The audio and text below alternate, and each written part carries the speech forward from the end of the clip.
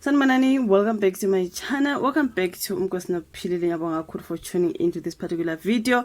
Thank you so much. Mga baka subscribe, please do so. Subscribe to the channel, like video, share video as well. Ngiyabonga kakhulu. So on today's video ngizothanda ukukhuluma ke ngothando nesithembu ezisiyazi ukuthi besisaloku silinde another season yothando nesithembu, you guys, ever since aqeda ke ngo season 7. I think abakamsele they are now ready in our season 8. As I see people talking about it already, kodwa ke ayikaqala ukudlala ishow. I think bayikhulumela lapha ngo January, something like that. Luzobuya bheka uthando nesithembu nenye season, which is season 8. Into ezikanjalo nje bafethu. I think the last time when I was watching uthando nesithembu kuleya season eyadlula kwakusala ukukhulunywa nje ngo wife number 5. I think so. Kwakhulunywa wife number 5 esambona lapha evela khona beyohlangana somewhere nobaba Mseleku efaka ubugreen nyana kanje. But azange sibone iface kodwa sambona ehlangana nobaba Mseleku. I think that is the last time when I ever watched uthando nesithembu.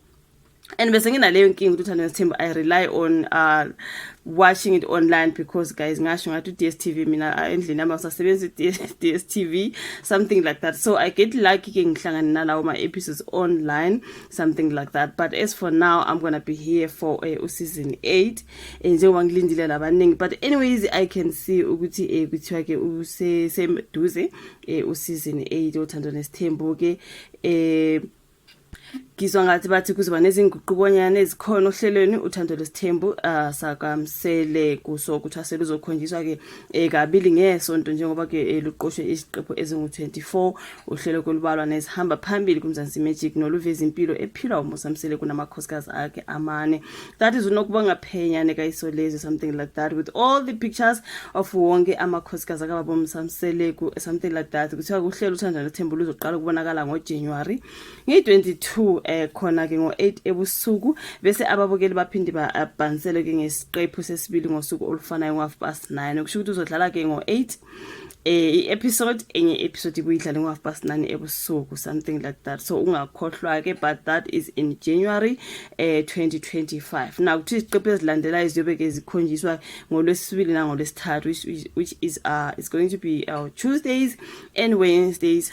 Ubuke ngo-8 uphinde ubuke 9:30. So 2 episodes, something like that, in a day. So wow, you guys, ngolwesibili nangolwesithathu, okay. Now ekhuluma ke ngesizini entsha uMsamsele kuye waveza ukuthi kuningi okwenzekile beqopha ke nokudala ukuthi babe neziqephu ebezingajwayele ukuba nazo. So lezi ziqephu zizovumela ke ababukeli ukuthi babone uhambo lude esiqhubeka nalo njengomndeni. Kuloko isiqephu ngasinye sizogxila empilweni kaNkosikazi ngamunye nabo bonke abayingxenye yohlelo, nakulapho ke kuzobonakala khona izinkinga, injabulo nokunye okwenza lolu hlelo ke lushiye ababukeli bebambe ongezansi njengoba ke lushukumisa iqephu ngasinye, something like that, which is true. Each and every episode sisala just magele thina bama reviews ke sizobe sila with those reviews. Okay, utheke isizini edlule ishiye ke ezinye zezindaba zingaxazulekile nokuzothi ke manje konke kuhlale obala. So kuthiwa sijabulile ke ngokuthi kulelo nalelo sonto ke ababukeli bazojabulela iziqephu ezimbili. Like we said, it's going to be 2 episodes. So isiqephu sokugcina ke ngonyaka odlule saphela ngise zinhleleni zokuveza unkosikazi wesihlanu. So something that I said in the beginning, uMsamsele kulo, you guys, ukuthi wayesezinhleleni zokuveza unkosikazi wesihlanu kuzoba khona umsindo ngalolo daba njengoba ke sizoqala kushuthi bazosivezela ukuthi what happened there. So ekhuluma ukuthi kuzoba khona umsindo ke ngalolo daba okumele ababukeli bakubheke ukuthi mina njengenhloko yekhaya ngizokwenza kanjani ukugcina ukuthula phakathi kwamakhosikazi njengoba ke indaba kankosikazi omusha izosusa olunye uthuthu. I can't wait for that one. Kuzobonakala nokuthi izingane zizothinteka kanjani ke kukho konke lokho. Estatementini seMzansi Magic ke kuvela ukuthi uMacele uzoqhama ebhekana nesimo sokwamukela ke ilungu elisha lomndeni, wife number 5 of course. Uma yena uzobhekana nomuzwa okuzizwa sengathi akanakiwe. uMakhumalo yena ke uzokuthola kunzima ukubhekana noshintsho olukhona emndenini, kanti uMangwabe kumele athathe isinqumo ngokuthi uyahamba noma uyahlala.